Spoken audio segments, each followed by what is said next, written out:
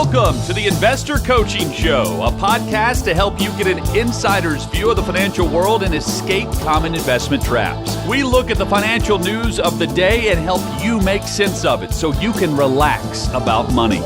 And here's your host, Paul Winkler. And welcome. This is the Investor Coaching Show. I am Paul Winkler, along with Evan Barnard and Dan Hill, hanging out. Danny, we got Danny in the house. This is cool. Are you angry today? Are you happy? What are you today? You know, I mostly have happy news. You guys happy news? Really? Yeah, I don't think I have any angry news, but I'll think it over. I'm disappointed. Well. We need a little angry Dan. I'm thinking. There we go. Evan, how are you? I'm doing great. All right. I'm doing great. You guys been off to an advisor conference, so you got a little bit of stuff with you, don't you, today? Well, I was at Nerd Camp. He was on Nerd recuperating. Camp. He was at that's a different it. camp. We've been accused. You know who we were accused of being nerds? You know, the smart guys. It wasn't nerds, but it was the smart guys. You know who accused us of that? The dumb guys? Other advisors on the station. The silly guys. I'm just saying. Isn't that kind of cool? I'll take it. I'll take it all day long. Imitation is the highest form of flattery. It is something like that. Yes. So we got a lot. I think we're going to have a lot of stuff to talk about. I think we got just a little bit. We've been busy in various forms of education and in endeavors, and so a couple things, guys. And I think this is probably a good one to start with. I'm going to start with this one little clip that I had, simply just because I was watching TV, and this reminded me so much of the purpose of the show and the purpose of what we do. So years and years ago, I probably started this show back in 2001, right? And had a little office in a bank building in just this. It was the upstairs of a bank building, and I'm having meetings with clients. It's a 566 square foot office. Yeah, I'm starting this thing off, and I'm going, is this whole experiment going to work? Right. Taking all of the academics and research and investing, will people like hearing about that on the radio? Would they like understanding it? Do they really want to understand investing? And, it was just a big thing that I was going back and forth on. And it was just a grand experiment. And I'm having meetings with clients, and the first thing I'll do with a client, of course, as you guys always do as well, is look at their portfolio and go, hey, what are the rules of investing? What do you know to be true about investing? Mm-hmm. What are things you've learned? Buy low, sell high is usually the first thing that comes out of somebody's mouth. Buy and hang on to things. Don't try to time the market. Bonds are there for stability of the portfolio. Oh, by the way, I've got a bond story coming up. Right. I got something coming up. I was talking to a guy the other day, going to his bank. And I might as well just tell it really quick because it's kind of funny. So he goes to his bank, and a client of mine, and he goes to the bank, and the bank has an investment firm inside, because a lot of times banks don't have their own investment firm. They pair up with a big investment firm. Mm-hmm. And he says, this guy's been trying to get me to do something. I said, what's he been trying to get you to do? Municipal bonds. Mm. And I said, oh my goodness. I said, that reminds me so much of me 30 years ago. And he goes, really? What? And I said, well, I used to have these inventories. You guys ever get the inventories for bonds? And you get the new inventory sheets, and I'd have clients come in. I'll never forget this one client that would come in. So, quick story. He would come in every couple of months or so, every 6 months, maybe something like that, and he would want to buy new bonds. Mm-hmm. And he would come in and say, hey, Paul, what's in the inventory right now? And I would go through, and you're able to buy the bonds, and you mark them up. So you get the bond, you mark it up, you sell it to your client, and that's how you make money. And you didn't have a visible commission, but it was kind of like this invisible markup that was in there. And you could figure out what you could get away with. It's kind of the way it worked, right? And It's still that way. It is still that way. I'm just saying it used to be that way for me. Yeah. It's not that way for me anymore, or us anymore, right? Right. So I would do that. And all of a sudden what happened, we ended up in a situation where, of course, go and study all of this academic stuff. And I said, I can't do this anymore. Can't do it anymore. So this guy comes in, time for a new bond. And I said, "Bud, I won't say his name because it's really unusual name. I can't do it anymore." He says, "What are you doing now?" And I said, "Let me just tell you what we're doing now." And I went through the academics. Well, he was so old school. He wanted that bond. That's all he wanted. Yeah. And I said, "Look, I can't do it." "Well, this is what I got to do." And I said, "Okay." And I referred him to a guy that worked for another big investment firm in town. Yeah. I hate to say that I referred him, but I did because I didn't know anybody else that was doing that and was going to continue to do that. So he goes to this guy. Years later, he marries another client of mine. Oh, wow. Yeah, so he marries another client of mine. I see, I was like, okay, this is really interesting. And what was really good for her is because she had a low income history, that when he passed away, she got his Social Security. So all was not bad. I mean, you look at that. Well, she comes in and she comes in with this whole bunch of bonds that he had sold her. That she inherited from him. Excuse me. Yeah. Worthless. Oh, no. Yeah. The bonds were worthless.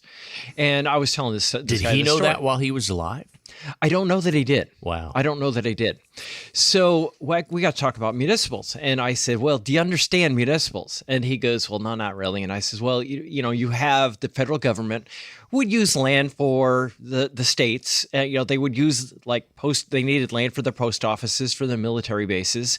And therefore they wanted to have this land usage without property taxes. So basically what they did is they said, hey, we'll make a deal for you.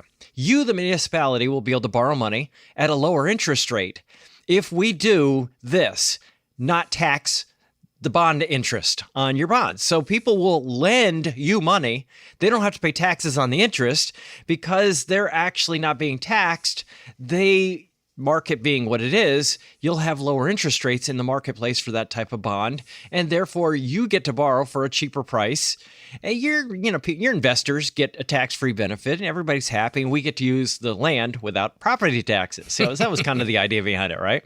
So anyway, I said, the problem is that if you look at the differential between the like risk bonds that you would compare to with municipals, because you have default risk and you have interest rate risk and you have, all of those issues that go on, you end up with a situation where you have an interest rate after taxes that is actually, because if you look at after taxes, when you pay taxes on the corporates, you'll have a reduction in your interest rate paid, but it'll still be higher.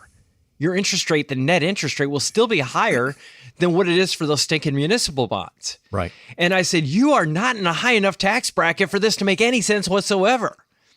And I said, it just sounds good. And so often financial advisors use tax law just because it has sizzle and it has appeal and it seems sophisticated and it seems smart. I'm beating the man, is kind of the idea behind it. So anyway, fast forward, I'm actually meeting with, or I should say in reverse, meeting with this guy in my little 566 square foot office, and I'm teaching about investing. And this guy he's loving learning. He's really wanting to learn how this stuff works and what's going on, how things are happening. And I says, you know what? You don't have to understand all of this, because I'm thinking he wants to know even more than I was in my early days wanting to teach. Right? And I says, I'll worry about that. And it was some detail. Yeah. I'll worry about that. And he goes, Paul, he said, let me just tell you something. I can't have you worry about my money like I worry about my money. That's just not going to work for me. And I looked at him and I said, lesson learned. I will teach you as much as you, and that's the way we've been ever since, right? Yeah. I will teach you as much or as little as you want to know, because that is where your peace of mind comes from.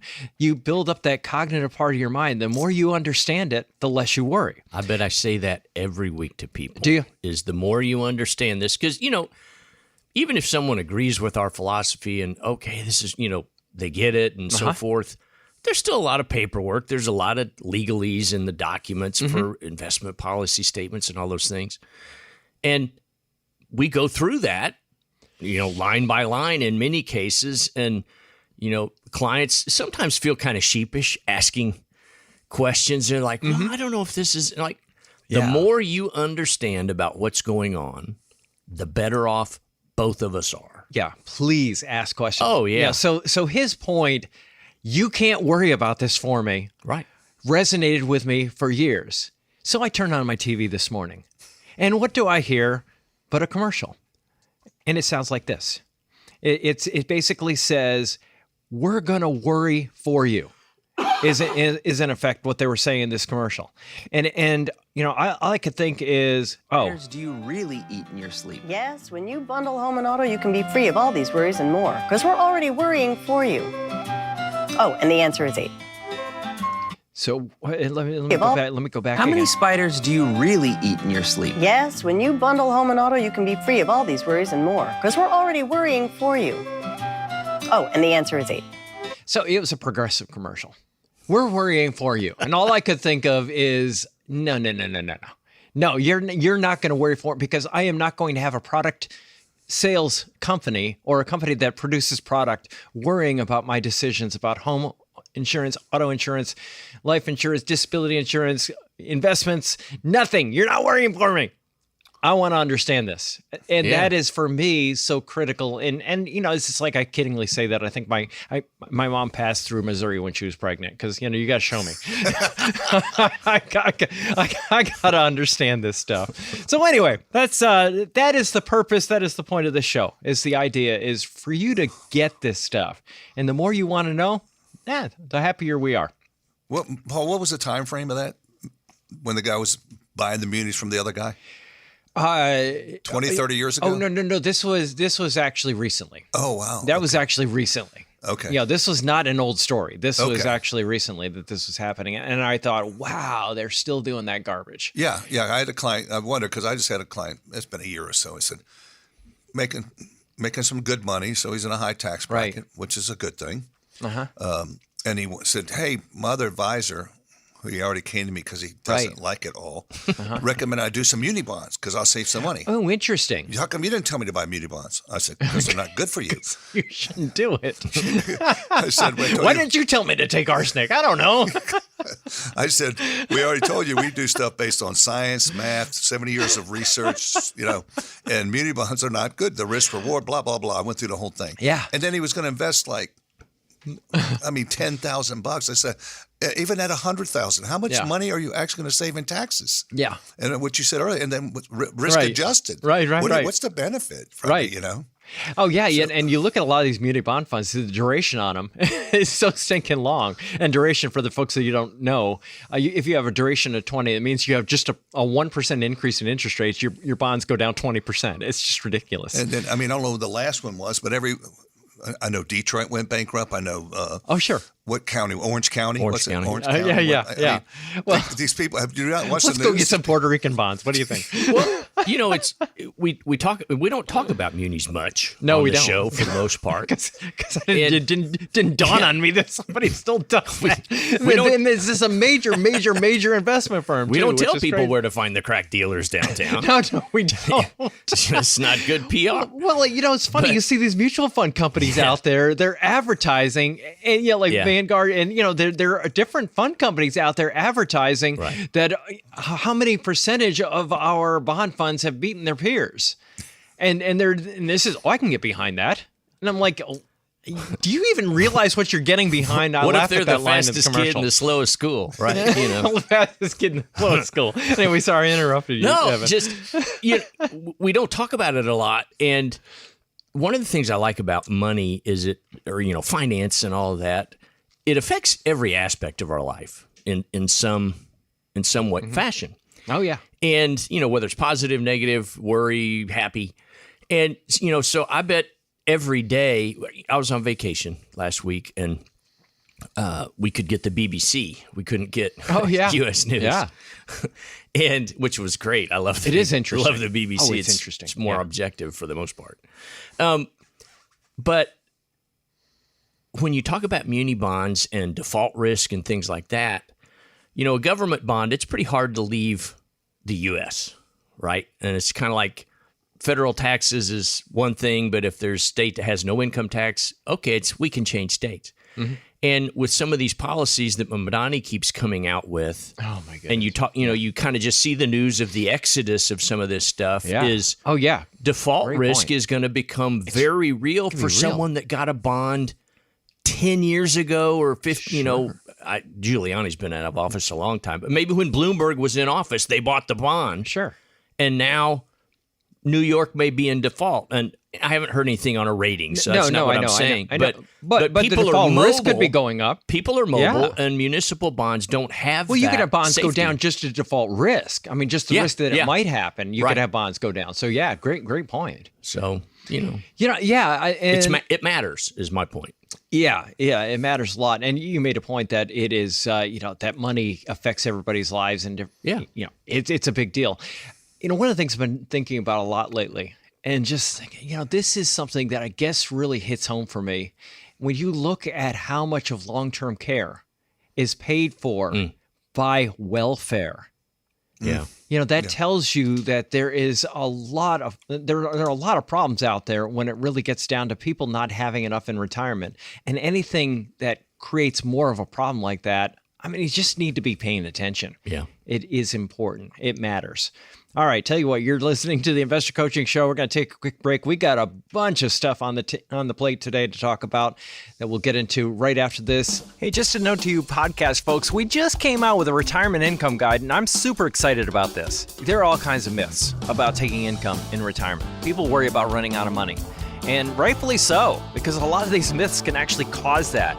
Now, the myths that you typically hear about, number one, dividends, living off dividends in retirement. Real estate, life insurance as a retirement investment, and annuities, and interest-bearing accounts, and target date funds. There are all kinds of things out there. What I want to do is put something together that walks through why those things are problematic, number one. Number two, the other thing that I wanted to do is walk through the evidence-based research on taking income in retirement. And we got a ton of data going all the way back to 1900. What's the logic behind it? And it's intensely logical. So we put that together, and all you have to do to download that, making it super simple, just go to paulwinkler.com/relax, and you can actually get into that very easily right there. So I would urge you to do that. Check it out, because I think you're going to really like it. paulwinkler.com/relax. All right, we're back here on the Investor Coaching Show. Paul Winkler. Super Talk 99.7 WTN. Paul Winkler along with Evan Barnard and Dan Hill hanging out here today. Always good to have you fellers in here hanging out with us. Okay, so big investment firm stuff. Oh, you guys have it, Evan? Yeah, Go for it. We were kind of talking academics, and I imagine we're going to swerve into that lane a few more times this show. But I always like to highlight stories of how many moving parts actually exist that you have to factor in when you're trying to do these things that we teach against, stock picking and market timing and all of that. Just the stuff, it's easy at the first layer. Oh, oil prices are going to go up, so probably gas. I maybe need to make this decision. And it's like, okay, that may be valid or not. Yeah. But I even ran a Nobel-winning economists fall prey to that one. Yeah. Yeah. Can we talk about hurricanes down in New Orleans? Yeah. Yeah. Right. Okay. Or light snow in Tennessee, Nashville. Or investing in China in 2000. Yeah. Exactly. Remember that one? Yeah. Okay. Well, here was an interesting story of how the market works and how it's incredibly difficult to figure out what people are going to do. Mm-hmm. Wedding dresses now come with a legal waiver for brides on GLP-1s. So these drugs like Wegovy and whatever, Ozempic, or these GLP-1s, I have no idea what GLP stands for. That's all right. But it's a weight loss Brindle drug, party? Something. No, that's GOP. Okay. Oh, GLP. Sorry. And so what's happening is you're with the drugs, these people are getting fairly dramatic weight loss. Oh, they're losing weight. Right. And so the wedding dresses they're buying are too big by the time they actually have their wedding? Here's the or deal. They don't get enough weight loss? It's like the futures market. So what they're doing is they're buying a 6 with a prediction while they're a 9 or an 8, whatever, because I'm going to lose 40 pounds by the big day and so forth. And of course, if you don't, you've spent $3,000 or 10 grand or something on this dress. You indulged a little too much in the bachelorette party, and I couldn't afford this third dose of the GLP-1. Anyway, so now some retailers are having brides sign legal waivers of, I realize that this dress doesn't fit today. Oh yeah, and I'm for still sure. I mean, it's really interesting. And so, as you went through the article, though, you had some businesses that their adaptation. Okay, we're going to stock more inventory. We're just going to carry more sizes of dresses. Maybe charge for, and so used to. Wedding dresses usually were bought 5 to 6 months in advance of the wedding. That's kind of the historic thing. It's closer to 45 days now. Oh, wow. Really? Because people they're not sure if don't know what they're going to weigh. They're not sure if they're going to go months. through it. Oh, yeah. Okay. No. Well, just the level of commitment sometimes we see out there. Yeah. And so some companies are carrying more inventory. That's how they're doing it. Or some are saying, no, you just can't return. Or, we'll charge extra, or you can exchange it. So you see this thing and you think, okay, I watched this Ozempic ad on TV. Yeah.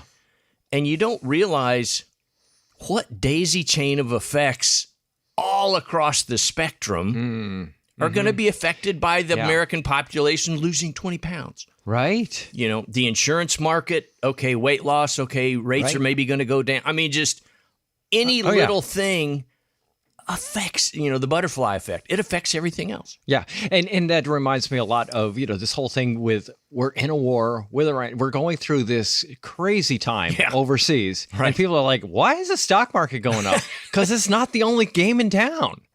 You have a lot of things going on right now that are just, how do you figure out where technology takes us into the future and what's going to be happening in the future. And you just try to put all this stuff together, and you can't. We're finite beings. We can't do it.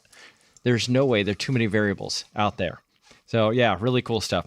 So I had this thing that I thought I'd have you guys listen to. One of the things I heard from somebody the other day, and they were just like, these CEOs make way too much money. It's just going on and on and on about how angry they were that CEOs were making too much money, right? And we talk about free market capitalism. Let the market determine what somebody's worth, and you look at it and say, they're making too much money. What's too much? What's too little? What's the right value?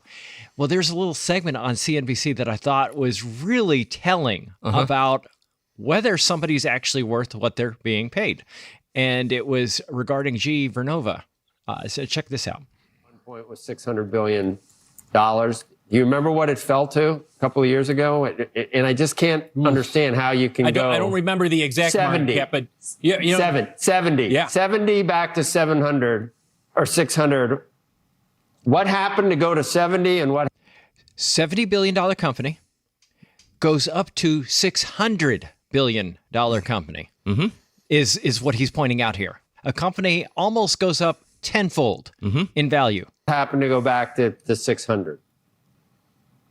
Now, he's asking a question of somebody that's like, probably in the area of, I think they're paid too much. Oh, You see what I mean? You can notice his hesitation. And of course, who's asking the question right there? Joe. Yeah, who is typically very, very conservative in his leaning toward on things. So he's asking this question. To go to 70 and what happened to go back to the 600? well, that's splitting the company into three companies, which was so he tries to come up with a different explanation. But you know my point. Said was the right assets, move. And look, the assets were assets. It has worked out. Yeah, I'll say. Management matters. I just thought it was amazing because, we were there at 600, we were there at 70, and actually, unfortunately, we're not there now. Back to we were there when it was $5 a share. And the point just being right there is that you have a management decision to do some things in a company that are bold and a little bit scary and a little bit risky. And the people that are willing to do those types of things, take those types of risks, are worth what they're paid. And I just thought that was just an interesting little, because we often talk about how markets work and the beauty of capitalism and the beauty of being able to participate in the growth of capitalism around the world. And be able to, and I often talk about the idea that, let's say that's you're at work, your entire life, it's you at work. If you don't show up, you don't get paid. And the beauty of it is, as we close in on retirement, when we own stocks, now we own tens of thousands of companies, run by people that have one goal in mind: grow that doggone company. Mm-hmm.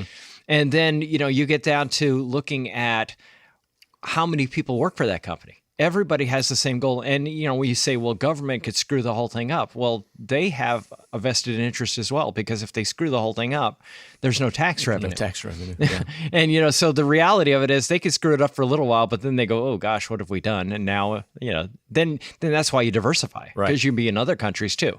And that's where I think a big mistake that people make is they're just too concentrated in just the U.S. And, like last year, case in point, oh, my goodness. Go back decades. So we had some data regarding international versus U.S. and people are surprised when I go back 50, 60, 70 years. And I point out that in British companies and U.S. companies, about the same rate of return. Right. But very, very different in the short run. So just an interesting little point about investing and just understanding that, a lot of times we try to massage things, and we try to change how things are done. But the reality of it is, it's a system that has worked pretty doggone well all around the world. And as investors, we ought to just rejoice in the idea that we have free market capitalism all over the world. Yes. To participate in. Totally. Hey, this is Paul Winkler. Hope you enjoyed today's edition of the Investor Coaching Show. If you want to learn more about what we do, go to our website, paulwinkler.com. Until next time, I'm Paul Winkler, reminding you that I believe that more educated investors are more confident investors, and confident investors are more successful investors. Have a great one. Advisory services offered through Paul Winkler, Inc., an SEC-registered investment advisor. The opinions voiced and information provided in this material are for general informational purposes only and not intended to provide specific advice or recommendations for any individual. To determine what investments are appropriate for you, please consult with a financial advisor. Paul Winkler, Inc. does not provide tax or legal advice. Please consult your tax or legal advisor regarding your particular situation.